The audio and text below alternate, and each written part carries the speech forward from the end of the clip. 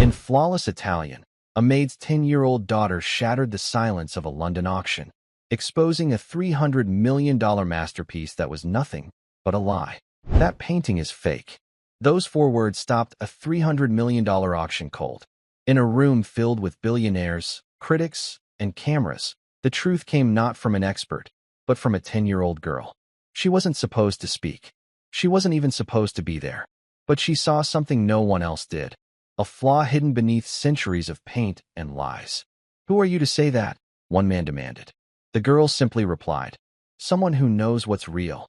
What began as the sale of a lost Leonardo masterpiece soon unraveled into one of the greatest art scandals of the century. This is the story of how a maid's daughter exposed one of the greatest art forgeries of our time and changed everything. And before I forget, where are you watching from today? Leave a comment below. We love seeing how far these stories reach. Enjoy the story. Her great-grandfather taught her that art never lies. But people do. The little girl stood silently near the back of the grand auction hall, a ghost in a world of impossible wealth. Her mother had told her to be invisible, and 10-year-old Clara was trying her very best. The air in the Ellington auction house in London did not feel like normal air. It was thick and heavy, scented with expensive perfume, old money, and the electric hum of greed. Light from colossal crystal chandeliers glinted off diamond necklaces and the polished rims of champagne glasses. Men in exquisitely tailored suits spoke in hushed, serious tones, their voices like the rustle of banknotes. Women with faces pulled tight and smoothed by surgery stood like elegant statues, their eyes scanning the room, assessing wealth and status with practiced ease. Clara Miller stood in a small alcove near the service entrance, a worn, leather-bound journal held tightly to her chest. Its pages were filled with the elegant, flowing script of her great-grandfather, Sergeant Jack Miller. The journal was her only comfort in this place of cold marble and colder stairs. Her plain blue dress was clean but faded from countless washes. Her blonde hair, the color of pale straw, was tied back with a simple ribbon. She knew, with the unshakable certainty of a child, that she did not belong here. Her mother, Sarah, moved through the edges of the crowd with a practiced quietness that was the opposite of the attendees' studied poise. Sarah's quietness was born of necessity, of a lifetime spent navigating the worlds of the wealthy without leaving a ripple. She carried a small box of catalogs for her employer, her face a careful mask of polite efficiency. But Clara, who knew her mother's face better than any book, could see the tiny lines of worry around her eyes. She could see the way her mother's hands, usually so steady, trembled just a little as she offered a catalog to a passing guest who took it without a word or a glance. They were here because of Mr. Arthur Pendleton. He was an American billionaire, an older man with a trimmed gray beard and eyes that seemed to hold a permanent sadness. He sat in the front row, a figure of immense power, yet he seemed utterly alone. He had not smiled once. Since his wife, Eleanor, had passed away a year ago, a great stillness had fallen over him. Eleanor had been the one with the passion for art. She had filled their penthouse in New York with beauty and light. Arthur had simply paid the bills. Now, in his grief, he had decided to honor her memory by acquiring the one piece she had always dreamed of, the one that had been a myth until 3 months ago. The reason for the entire event, the source of the electric tension in the room, stood on a velvet-draped easel on the main stage. It was a painting titled La Dama Silenziosa, the Silent Lady. It was billed as a lost masterpiece, a newly discovered portrait by the greatest master of all, Leonardo da Vinci. The woman in the portrait was beautiful, with an enigmatic smile that was already being compared to the Mona Lisa's. Her eyes seemed to hold a secret, and the soft, smoky blending of light and shadow, the famous sfumato technique, was so masterful it took one's breath away. The art world was in a frenzy. Museums had vied for it. Critics had written glowing essays about its perfect composition, its divine beauty. Its estimated value was $300 million. Clara looked at the painting, and something felt wrong. She had spent hundreds of hours staring at prints in her great-grandfather's books. He had been more than a soldier. He had been one of the monument's men, a part of the special unit that rescued art stolen by the Nazis during World War II. He had taught her how to look at art not just as a pretty picture, but as an object with a history, a story told in canvas, pigment, and wood. Look for the artist's hand. Clara, he had written in his journal. Not just his signature. Look for his mistakes, his corrections, his soul. That's where the truth is. The auction began. The auctioneer, a man with a smooth, hypnotic voice, started the bidding at an astonishing $100 million. The bids climbed instantly, leaping in increments of 10 million. A Russian oligarch, a Saudi prince, a tech billionaire from California. The numbers grew so large they lost all meaning to Clara. They were just sounds, a chant of wealth that echoed in the high-ceilinged room. Mr. Pendleton sat perfectly still, his hand not moving. He waited, his gaze fixed on the painting. It was a piece of his wife's soul he was trying to buy back. The bidding slowed at 270 million. The room grew quiet, the air crackling with anticipation. $270 million, bid by the gentleman on the phone. The auctioneer said, his voice smooth as silk. Do I hear 280? The room was silent. Mr. Pendleton slowly raised his paddle. $280 million, the auctioneer cried, his voice ringing with triumph. A new bid from Mr. Arthur Pendleton. The man on the stage who had presented the painting, a handsome, silver-haired art dealer named Julian Croft, gave Mr. Pendleton a brilliant, confident smile. Croft had discovered the painting, brokered the deal, and his reputation was about to be cemented as a legend in the art world. He moved with the easy grace of a man who owned the very air in the room. He had spoken to Mr. Pendleton earlier, his voice deep and reassuring. When his eyes had passed over Sarah and Clara, however, his smile had tightened into something sharp and unpleasant. A mere flicker of annoyance that they were even breathing the same air. 280 million, going once, the auctioneer called. The other bidders were out. The room held its collective breath. Mr. Pendleton was about to make the most expensive art purchase in modern history. Clara looked again at the painting. The woman's face was too perfect. The shadows were beautiful, but they felt flat. She squinted, trying to see what her great-grandfather would have seen. Her eyes scanned the dark background, the folds of the lady's velvet dress, the soft curve of her hand. The details were all there, all the things the experts praised. But they felt like a list of ingredients, not a finished meal. It was a perfect copy of a soul, but the soul itself was missing. A knot of dread tightened in Clara's stomach. They were all being fooled. Mr. Croft's smile was that of a predator who had cornered his prey. She saw Mr. Pendleton, his face etched with a grief so profound he was willing to pay any price to soothe it. She thought of her mother's tired face, of the condescending glance from Mr. Croft. Her great-grandfather's words echoed in her mind, from a passage she had read just that morning. Truth has a quiet voice, little star, but it is the loudest sound in a room full of lies. Going twice, the auctioneer's voice boomed. She had to do something. But what? She was just a child, the maid's daughter. Who would possibly listen to her? She took a small step out from the alcove. Her heart hammered against her ribs. She opened her mouth, but only a tiny squeak came out. No one heard. Sold, the auctioneer shouted, his gavel raised high, about to fall. For 280. The finality of the word, the sight of the descending gavel, broke through her fear.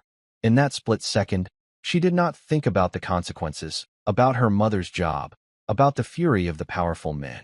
She only thought about the lie, the enormous, $300 million lie about to be hammered into history as truth. She took a deep breath and spoke, not in English, but in the beautiful, formal Italian her great-grandfather had taught her, the language of the Renaissance itself. Her voice, though not loud, was shockingly clear and steady in the tense silence. It cut through the perfumed air like a shard of glass. Quel dipinto e un falso. The room went utterly, profoundly still. The auctioneer's gavel stopped, frozen in midair, a centimeter above the podium.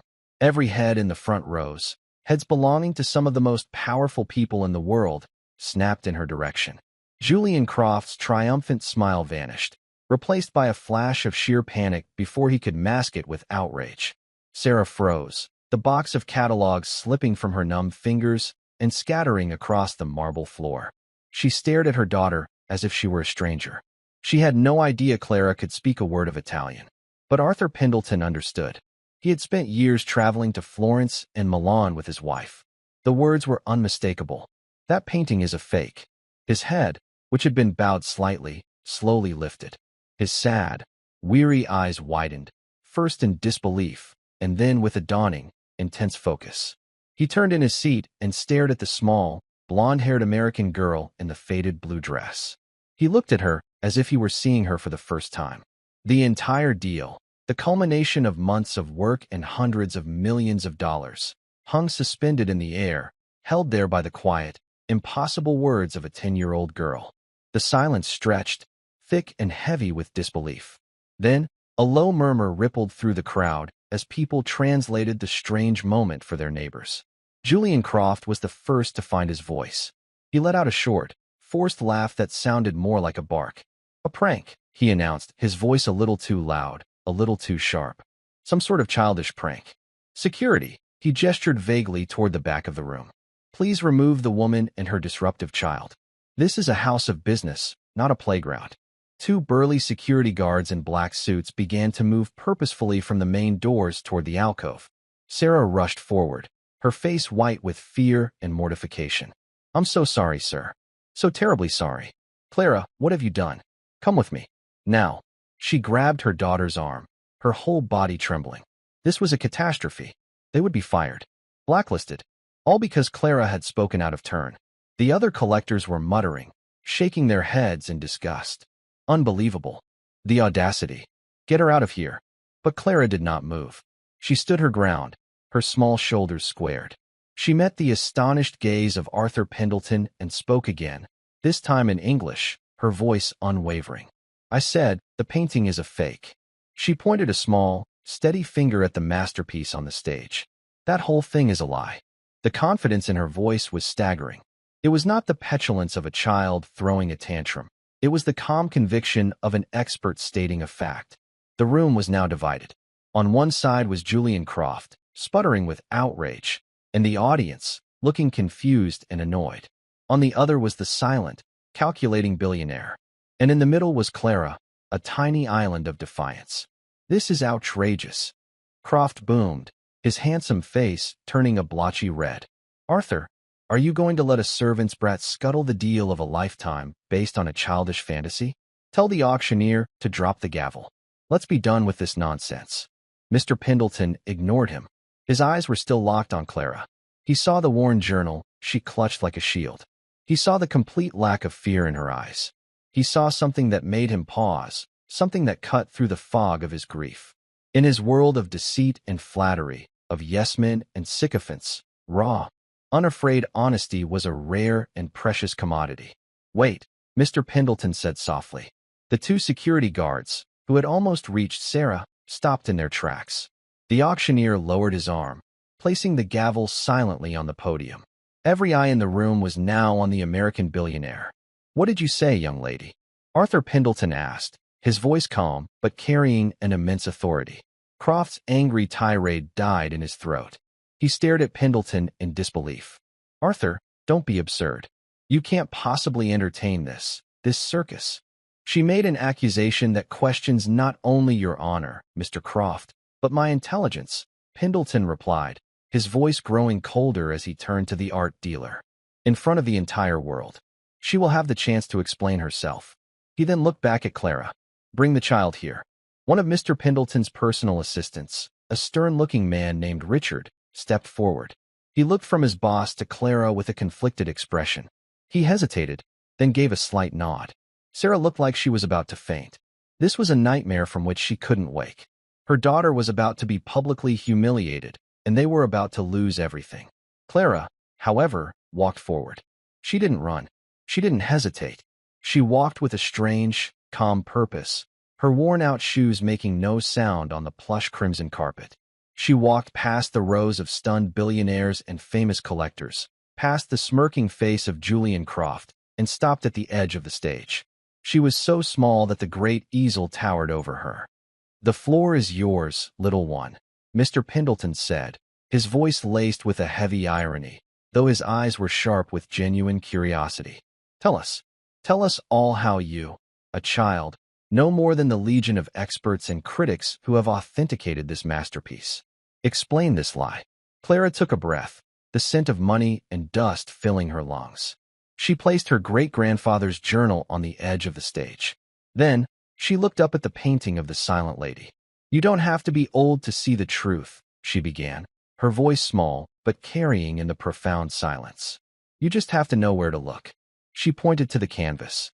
Real masterworks from the late 15th century, especially from Leonardo's workshop in Lombardy, were often painted on fine linen canvas with a specific herringbone weave. It was a local specialty. If you look closely at the texture, especially where the paint is thinnest in the background, she paused, looking directly at Mr. Pendleton. "This canvas has a simple tabby weave. It's a good quality canvas, but it's the wrong kind. It was probably made in the 18th or 19th century and then aged with chemicals to make it look old." Julian Croft let out another scornful laugh. "Preposterous. She's been reading fairy tales." The provenance of the canvas was certified by the Delacroix Institute. Clara ignored him, her focus absolute. She pointed to the deep, rich blue of the lady's velvet gown. "And the paint," she continued. "The color is wrong. Leonardo was famous for his use of ultramarine, made from grinding lapis lazuli stones. It's a very expensive, very specific pigment. Under a microscope, you can see the sharp, crystalline structure of the ground stone.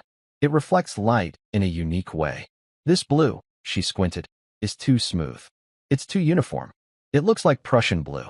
A few quiet gasps came from a group of museum curators standing near the side of the room. "And what, my dear?" Croft asked, his voice dripping with sarcasm. "Is Prussian blue?" Clara finally turned her clear blue eyes on him.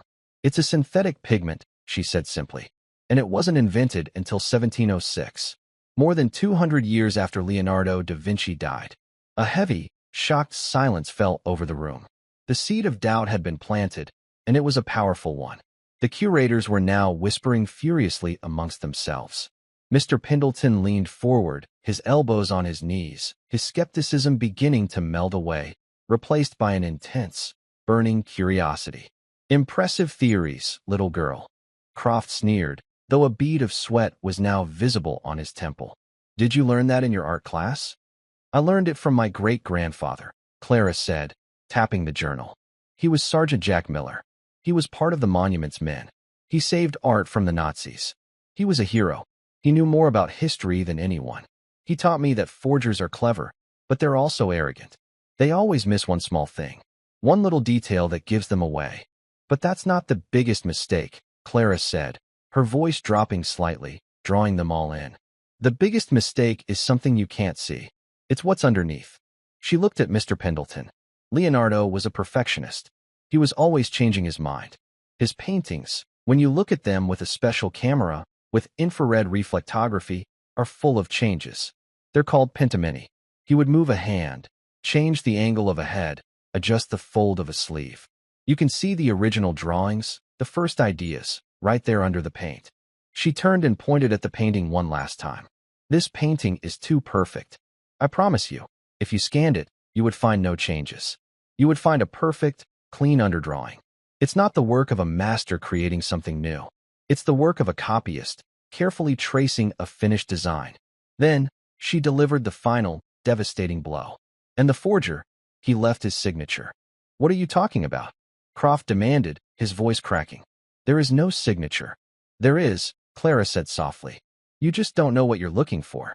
She directed her words to Mr. Pendleton. In the dark background, just over her left shoulder, there's a tiny dragonfly painted into the shadows. It's almost invisible. The artist probably thought it was a clever touch, a little sign of life in the darkness. All eyes strained to see it. From a distance, it was impossible. "That specific way of painting a dragonfly," Clara said, her voice filled with a cold certainty that chilled the room. "With the two sets of wings slightly offset, was the secret signature of a man named Erich Hoffmann. He was a German art restorer who became one of the most famous forgers of the 20th century. He sold fakes to Hermann Göring and the Nazis. My great-grandfather investigated him after the war. He wrote all about it. He called the dragonfly Hoffmann's little mark of pride." She paused, letting the weight of her words settle. "Whoever made this painting," she concluded, her voice soft but devastating, "wasn't Leonardo da Vinci. It was someone who was copying the style of a Nazi-era forger. This isn't a Renaissance masterpiece. It's a fake of a fake." Silence. A deep, profound, and terrible silence filled the auction house. Julian Croft's face had gone from red to a sickly, pale white. He looked at the painting, then at Clara, his mouth opening and closing with no sound coming out. The investors and collectors who had been so eager moments before were now looking at him with dawning horror and suspicion. Arthur Pendleton sat back in his chair. He stared at the painting on the stage, the painting he had been moments away from buying, the foundation of a $300 million deal. And he saw it not as a link to his wife's memory, but as a cheap and clever forgery. He had been so blinded by grief, so desperate to reclaim a piece of the past, that he had almost been made a fool in front of the entire world. He finally turned his gaze to Julian Croft. The sadness was gone from his eyes. It was replaced by a cold, hard fire. It was the look of a titan of industry who had just uncovered a traitor in his boardroom. "Richard," Mr. Pendleton said to his assistant, his voice dangerously quiet. "Get Professor Davies from the Courtauld Institute on a video call. Now, use the secure line." Then he looked at the two security guards who stood frozen by the aisle. "And ensure Mr. Croft does not leave the room. I believe we have much to discuss." The air in the grand hall, once thick with anticipation, was now frozen with tension. The magnificent room had transformed from a theater of commerce into a courtroom. Julian Croft stood as if he'd been turned to stone, his suave demeanor shattered, leaving behind only the panicked look of a cornered animal. The collectors who had been his allies now looked at him with accusation, whispering furiously into their phones, their words filled with terms like fraud, lawsuit, and ruin. Sarah remained by the alcove, her hand covering her mouth.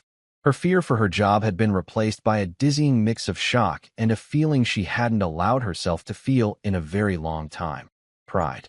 She looked at her daughter, this small, quiet girl who had just faced down a room of the world's most powerful people, and saw not a child, but a legacy.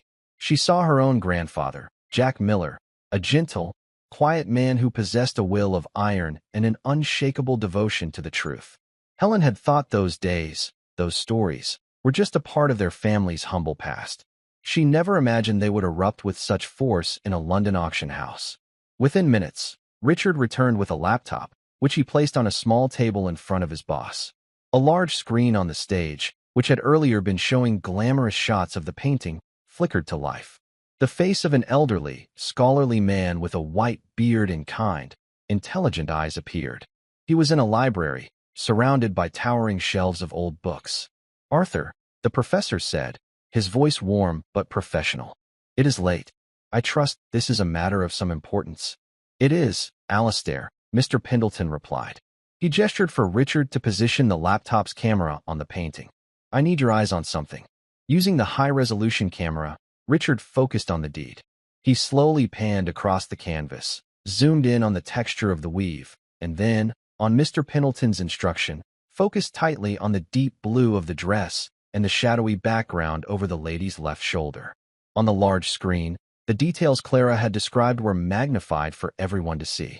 The simple, non-herringbone weave, the smooth, flat quality of the blue paint.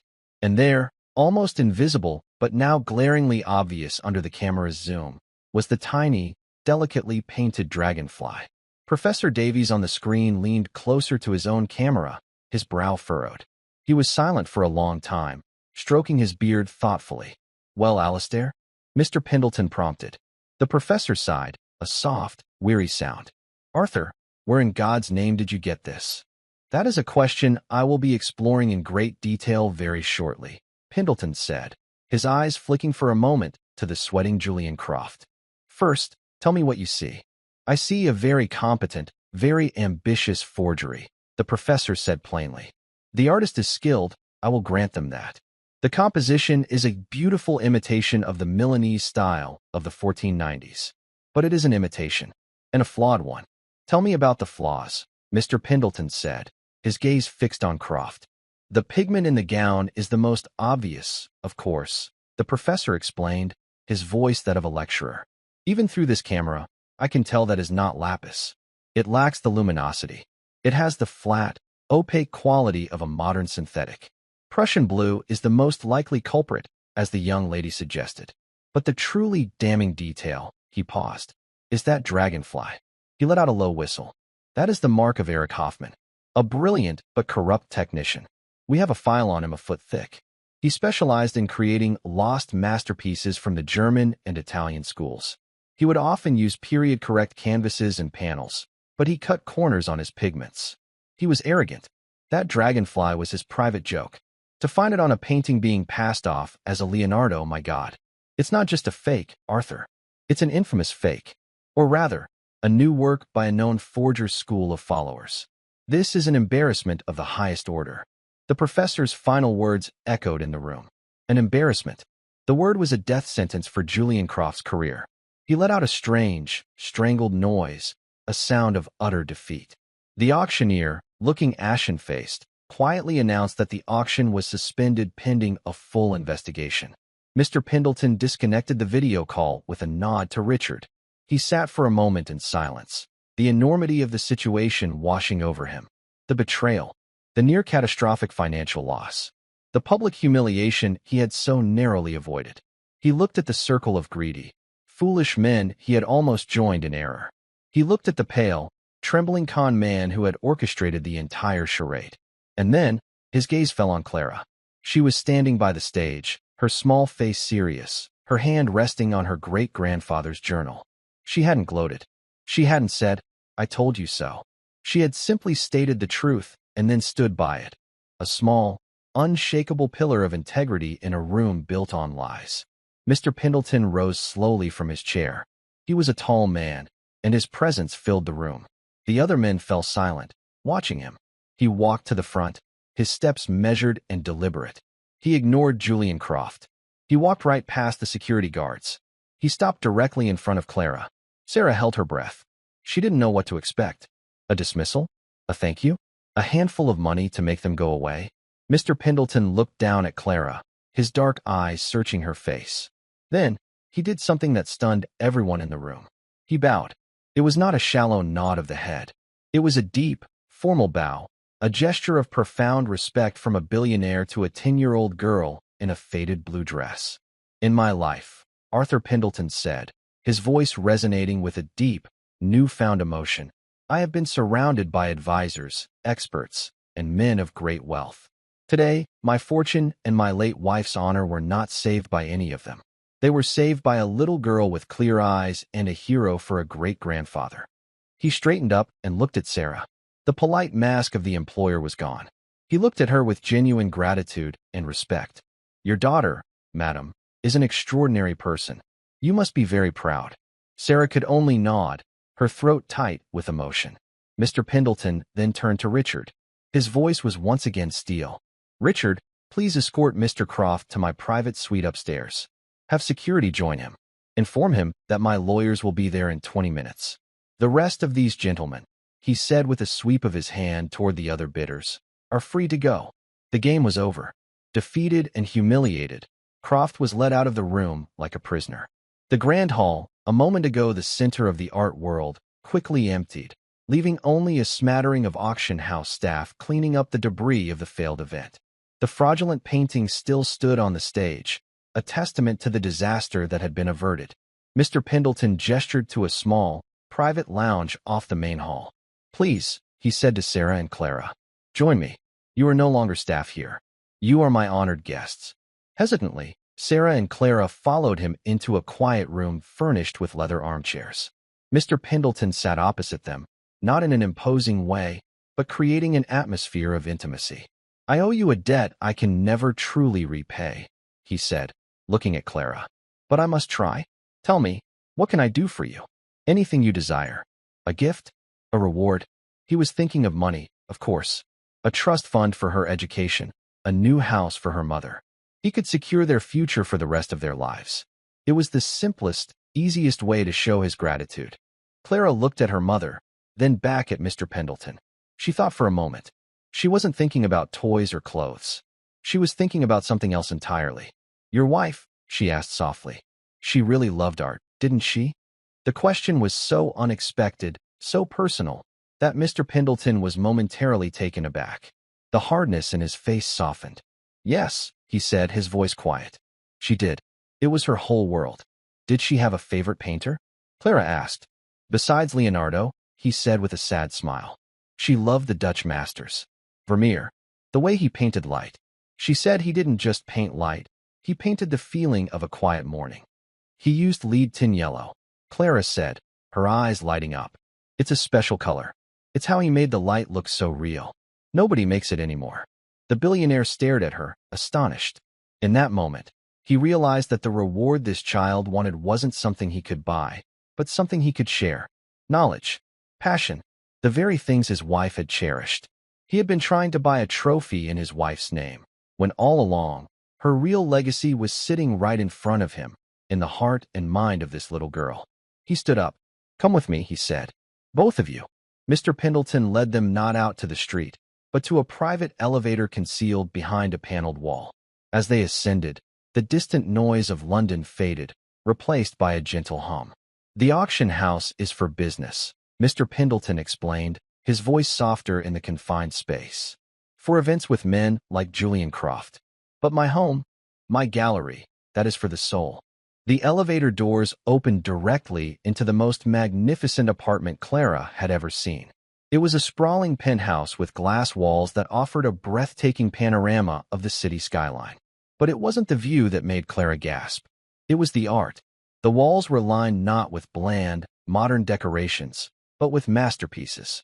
A vibrant Monet water lily scene hung over a fireplace. A pensive portrait by Rembrandt occupied a place of honor. A delicate Degas sculpture of a dancer stood on a pedestal. It was a private museum, a sanctuary of beauty. Eleanor collected all of this, Mr. Pendleton said softly, a flicker of pain and pride in his eyes. Every piece has a story. He walked them into a room that was clearly a library and a study. Bookshelves stretched from floor to ceiling, filled with art history tomes. In the center of the room, on a large, intricately woven Persian rug, were several deep leather armchairs and low tables, inviting quiet contemplation. The air smelled of old paper, leather, and the faint, pleasant scent of beeswax polish. To Clara, it smelled like her great-grandfather's study. It smelled like home. She spent most of her time in here, Mr. Pendleton said, gesturing around the room. Planning, researching. She was meticulous. He walked over to a small, elegant desk in the corner and picked up a checkbook. It was the solution of a billionaire, a simple transaction. Sarah's stomach tightened. The money would change their lives. It would mean an end to the constant worry, the second job cleaning offices, the fear of falling behind. But somehow, after the conversation about Vermeer, it felt inadequate. It felt like a payment for a service rendered, and what Clara had done was so much more than that.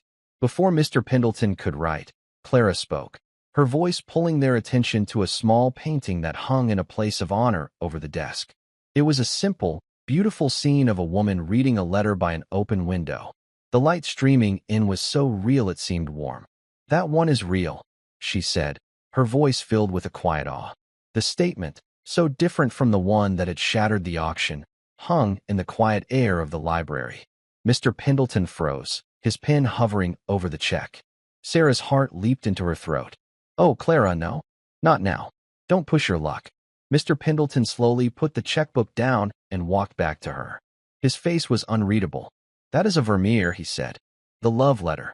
It was Eleanor's most prized possession. Clara nodded, not taking her eyes off the painting. I know, she whispered. She pointed to a tiny detail on the tiled floor in the painting. See there? The chip in the corner of the blue tile? He painted the flaw. My great-grandfather said that's how you know something is real, because real things aren't perfect. Forgers are afraid of mistakes. But masters know that's where life is. Mr. Pendleton stared at the tiny, chipped tile, a detail he had looked at 1,000 times but never truly seen. He had cherished the painting for its value, for its fame, for the fact that his wife had loved it. Now, this 10-year-old girl was showing him why she had loved it. She was giving him back a piece of his own wife's heart. He felt a sudden, sharp pang, not of anger, but of something else, a sense of being unmoored. How much of what he thought was real was actually just a story he'd been told? Croft's Leonardo was a lie. This Vermeer, this little chip in the tile, was the truth. Instead of becoming angry, he felt a strange sense of liberation. Clara wasn't just exposing fakes, she was revealing the truth. And the truth, he was beginning to understand, was more valuable than any artifact, any story, any amount of money. He let out a long, slow breath and then, to Sarah's utter astonishment, he began to laugh. It wasn't a small chuckle. It was a deep, hearty laugh that echoed through the vast library, a sound of genuine, unburdened amusement. In one afternoon, he said, wiping a tear of mirth from his eye, you have saved me from a $300 million fraud and taught me more about my own wife's favorite painting than I've learned in 20 years. You, little girl, are the most expensive and most valuable guest I have ever had. He looked from Clara's serious face to Sarah's terrified one, and his laughter softened into a warm smile. Do not worry, Mrs. Miller. Your daughter is not in trouble. She is a revelation. He turned back to his desk, but he did not pick up the checkbook. He pushed it aside. The idea of simply giving them money now seemed crass, almost insulting. It was what Julian Croft would have done. It was the language of transactions, not of gratitude. Clara deserved more. Her gift deserved more. I have a proposition for you, he said, his tone shifting from amusement to serious purpose. For both of you. He looked at Sarah. I would like to offer you a position. Not as a maid. I need a manager for this collection. An estate manager. Someone to manage the staff, the preservation, the security. I don't want a traditional academic from a university. I want someone with integrity. Someone who understands the value of truth. He paused. I believe that person is you. You raised this remarkable child. You carry the legacy of Sergeant Jack Miller. I would pay you a generous salary, and I would provide you with a home, here in one of the apartments in this building. Sarah was so stunned she couldn't speak. An estate manager. A home. It was a world away from scrubbing floors and worrying about rent. It was a life she had never dared to dream of. Then, Mr. Pendleton turned to Clara. And for you, young lady, my offer is different. I do not want to give you a reward. I want to give you a responsibility. He swept his arm, encompassing the entire library and the magnificent collection beyond it. This will be your classroom and your playground. I want you to study every book, every painting in this collection. I want you to find the flaws. I want you to find the truths. I want you to help me see this all through your eyes. His own eyes gleamed with a new project, a new passion. We will build a new legacy, one based not on price tags and auction house hype, but on verifiable truth. We will create a foundation in your great-grandfather's name, the Sergeant Jack Miller Foundation for Art Conservation. It will fund research. It will expose forgeries. It will teach others how to see what you see. He leaned forward, his voice filled with an earnest, compelling energy. I will give you all the resources you need. Tutors, access to experts, travel when you are older. In return, you will be my secret weapon, my personal curator of truth. What do you say? Clara was speechless. To be let loose in this library, to be given the job of solving its mysteries, was the greatest adventure she could possibly imagine. It wasn't a gift of money that would be spent and gone. It was a gift of purpose. She looked at her mother. Sarah's face was a canvas of disbelief and dawning joy. The worry lines that seemed permanently etched around her eyes were gone, replaced by the sheen of unshed tears of happiness. She nodded at Clara, a silent permission, a shared understanding that their lives had just been irrevocably changed. Clara turned back to Mr. Pendleton. She didn't jump up and down or squeal with delight. She simply stood a little taller, a solemn look on her young face. She held out her hand, not like a child, but like an equal partner sealing a deal. Okay, she said, her voice clear and steady. It's a deal. The billionaire, amused and deeply moved, took her small hand in his. In the heart of his quiet library, surrounded by the ghosts of his wife's passion, he had nearly lost $300 million. But he had found something infinitely more precious. He had found the truth, and it had come in the form of a 10-year-old girl with blonde hair, a faded blue dress, and a hero for a great-grandfather. The real story, he knew, was only just beginning. The days that followed were a blur of transformation for Sarah and Clara Miller. They moved from their cramped, two-room flat in a noisy part of the city to a spacious, sunlit apartment in the same luxurious building as Mr. Pendleton. It was a world of quiet corridors, uniformed doormen who tipped their hats and smiled, and windows that looked out over the green expanse of Hyde Park. For the first few nights, Clara would stand at her new bedroom window, watching the distant river of headlights flowing through the city, feeling as though she had woken up inside a dream. Sarah, true to her nature, adapted with a quiet, determined grace. The title of estate manager initially felt like an ill-fitting coat, but Mr. Pendleton was a patient and thoughtful employer. He didn't just give her a job, he gave her the tools to succeed. He hired a discreet financial advisor to help her manage her new salary and a tutor to school her in the finer points of art administration and conservation. Sarah absorbed it all with a fierce intelligence that had long been underestimated.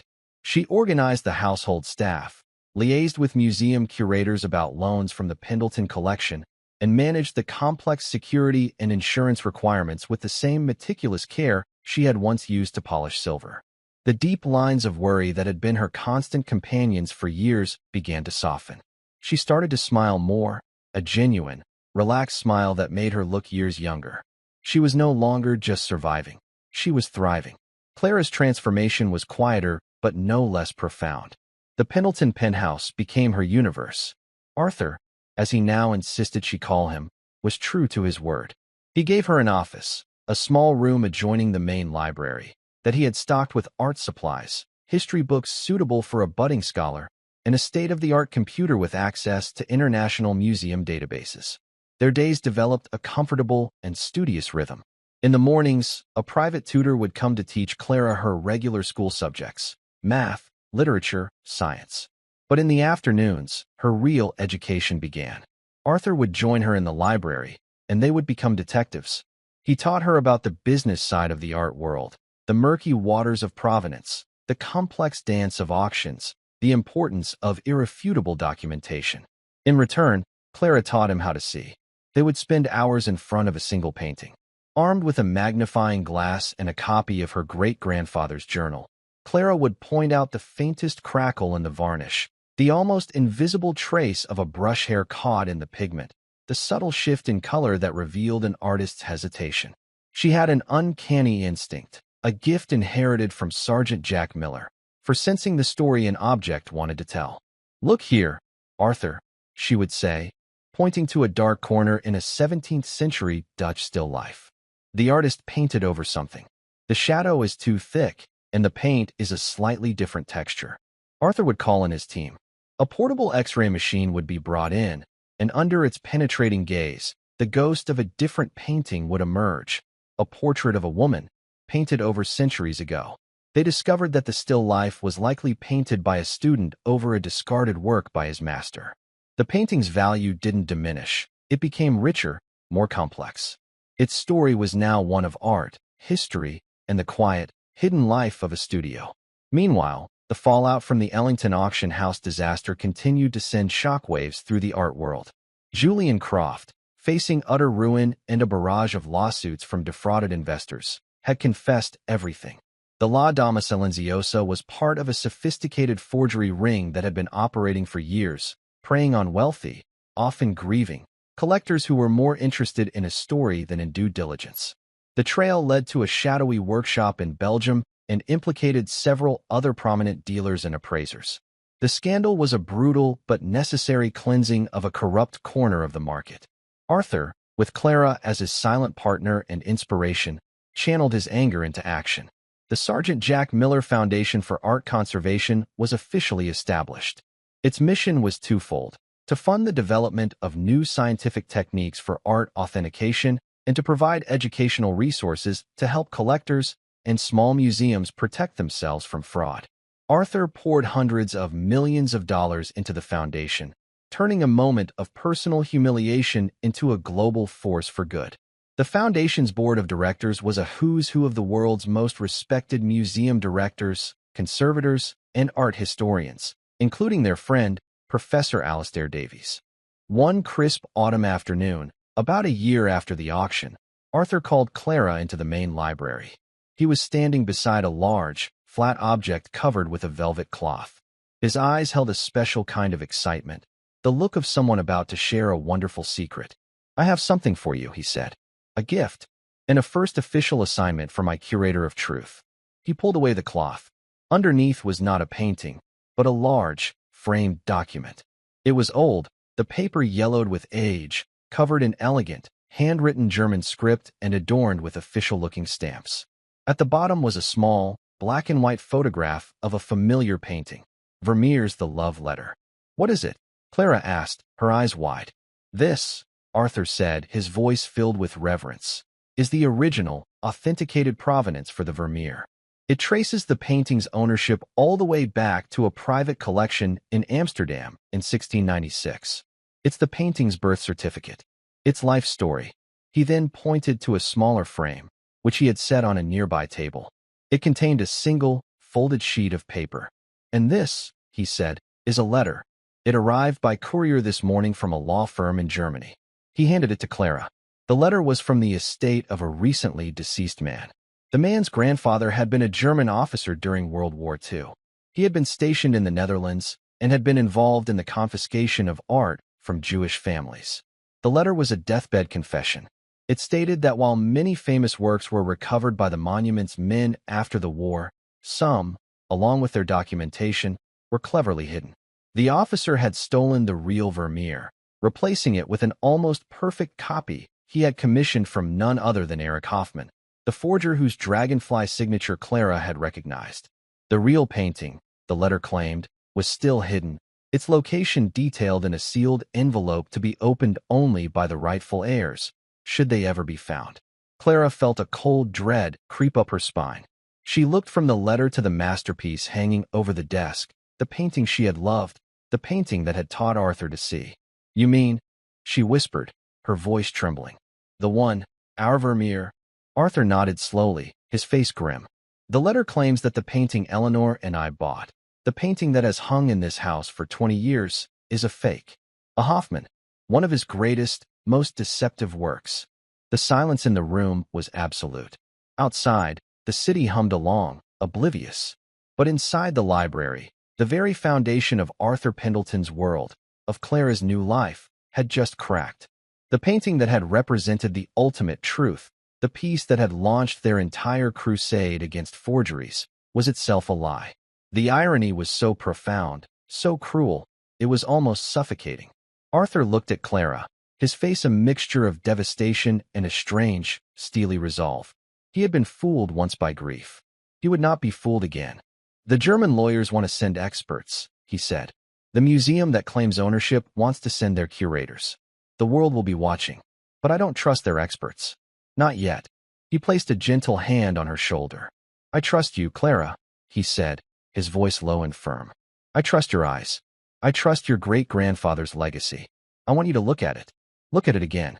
Forget the letters. Forget the lawyers. Forget everything. Just look at the painting and tell me. Tell me the truth. It was the ultimate test.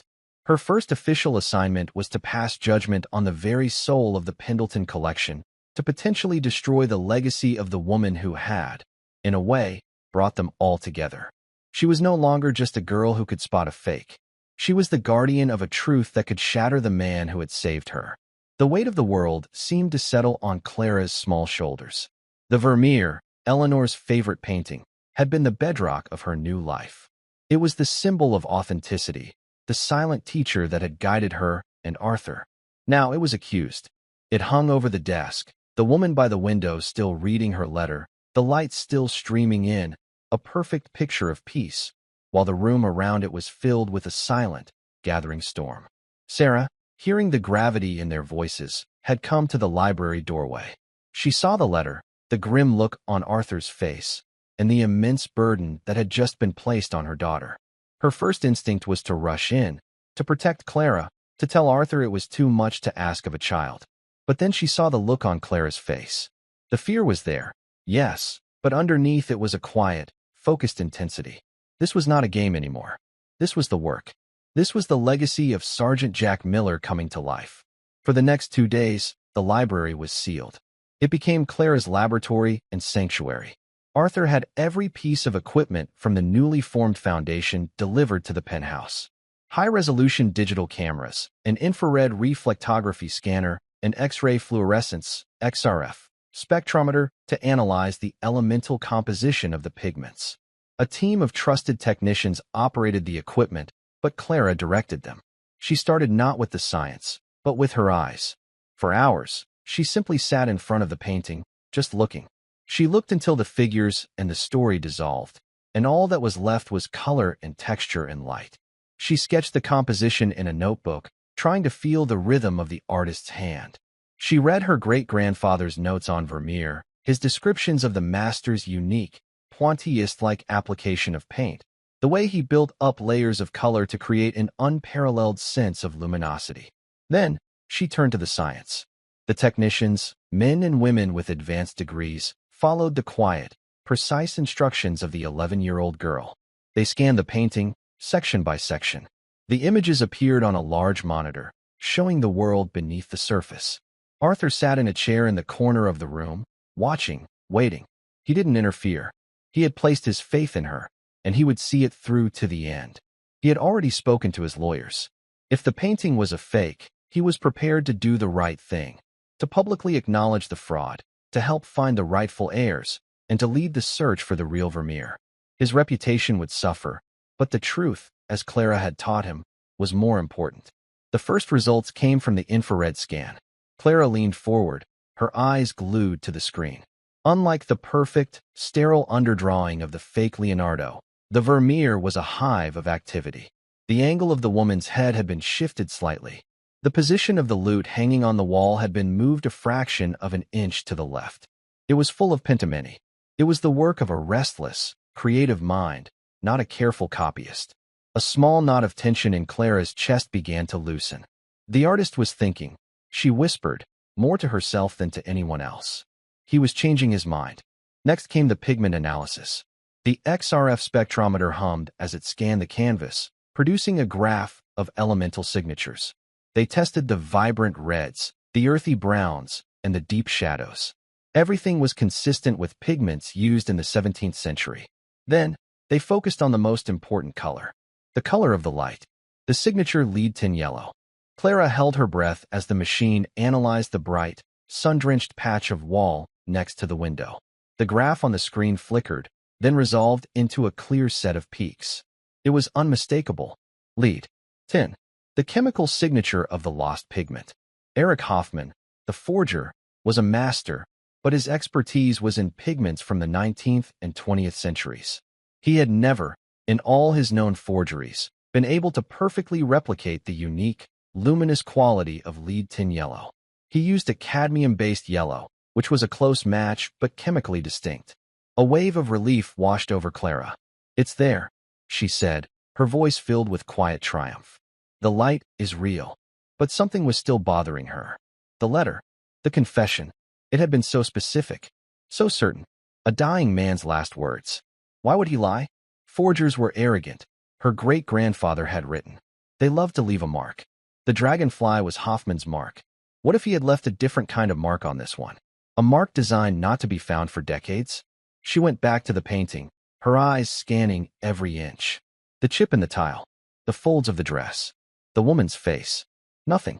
It was perfect. Too perfect? No, the pentimony proved it wasn't. Her gaze fell upon the letter in the woman's hand. In the painting, the letter was mostly a blur of white paint, the writing illegible, a suggestion of words rather than the words themselves. It was a private moment, not meant for the viewer to read. "Can we get a microphotograph of the letter?" she asked the lead technician. "The highest magnification we can get." The technician focused a powerful microscopic lens on the tiny rectangle of white in the center of the painting. The image on the screen zoomed in, past the cracks in the varnish, past the texture of the canvas, until the individual strokes of paint were visible. The writing was just a series of delicate gray and black squiggles. Meaningless. "Wait," Clara said. "Go back." Pan to the left edge of the paper. The image shifted, and then she saw it. Hidden in the shadows where the woman's thumb held the paper, disguised as the faint, almost invisible lines of a watermark, were two tiny, meticulously painted letters, E.H. Erich Hoffmann. The room went cold. The scientific evidence, the underdrawing, the pigments, all pointed to it being a real Vermeer. But there, hidden in plain sight, was the forger's signature. It was an impossible contradiction, a paradox painted onto canvas. Arthur stood up and walked over to the screen, staring at the tiny initials. A muscle twitched in his jaw. The confession was true. The painting was a fake after all. The work of a genius, a masterpiece of deception that had fooled the world for over 70 years, but a fake nonetheless. Clara felt a lump in her throat. She had failed. The truth was not a clean, simple victory this time. It was a heartbreaking defeat. But her great-grandfather's voice echoed in her mind. Look for the artist's hand, Clara, not just his signature. She looked from the initials on the screen to the real painting on the wall. She looked at the light, the impossible, living light that she knew, with every fiber of her being, was real. How could Hoffman have created that light? The XRF machine had proved he couldn't have. And then, like a key turning in a lock, it all made sense. He didn't paint the whole thing, Clara said, her voice trembling with the force of her discovery. Arthur turned to her, a look of confusion on his face. What are you talking about? Hoffman didn't forge the painting, Clara said, walking back to the original canvas, her eyes blazing with a new understanding. He restored it. She explained her theory, the words tumbling out of her. The painting was real. It had been damaged during the war, perhaps mishandled, a part of it scraped or torn. The letter in the woman's hand. That was the point of damage. Hoffman, the master forger and a brilliant restorer, was commissioned to repair it. And in his arrogance, while repainting the tiny, damaged section of the letter, he couldn't resist leaving his mark, his secret signature, hidden forever inside the masterpiece. The German officer didn't understand the nuance. He only knew Hoffman had worked on the painting, and he assumed, or lied, that it was a full copy. The dying man's confession was not a lie, but a misunderstanding, a family legend that had grown more dramatic with time. The painting is real, Clara declared, her voice ringing with absolute certainty. Eleanor's Vermeer is real. Hoffman just signed his repair work. To prove it, she directed the technicians to take a microscopic sample, a pinprick of paint, from the area of the initials, and another from a different white section of the letter. The lab analysis would take a few hours, but Clara already knew what it would show. The sample with the initials would have trace elements of modern binders mixed with the 17th century pigments. The other sample would be pure. As they waited, the library was filled with a new kind of silence. Not of dread, but of quiet, hopeful anticipation. Arthur looked at the Vermeer, his Vermeer, Eleanor's Vermeer, and saw it with new eyes yet again. He saw its history, its journey through wars and lies, its scars, and its survival. He saw the tiny chip in the tile and the secret signature of the forger, and he realized they were both the same thing. They were the marks of life, the proof of its authenticity. When the lab results came back, they confirmed Clara's theory completely. The painting was genuine. The initials were part of a small, localized restoration. Arthur Pendleton slowly walked over to Clara. He didn't bow this time. He knelt, so that he was eye level with her. There were tears in his eyes, tears of relief and profound gratitude. Your great-grandfather was a hero, Clara, he said, his voice thick with emotion. He saved art from the Nazis. But today, you did something more. You saved a piece of history. You saved a piece of my heart. He stood and turned to Sarah, who was now weeping openly with pride and relief. The Sergeant Jack Miller Foundation has its first official finding, he announced. And our curator of truth, well, she is priceless. In the end, the truth was more complex and more beautiful than a simple story of fake or real. It was a story of survival, of a masterpiece that had been wounded, healed, and secretly signed by its enemy, only to have its true story revealed, centuries later, by the clear eyes of a 10-year-old girl. Arthur knew then that their work had only just begun. There were more stories to uncover, more truths to defend, and he had the best curator in the world to help him do it. And that's where we'll end the story for now. I'd love to know what you were doing while listening. Maybe relaxing after work or just winding down. Drop a line in the comments. I really do read them all. And if you want to make sure we cross paths again, hitting like and subscribing makes a huge difference. Thanks for spending this time with me.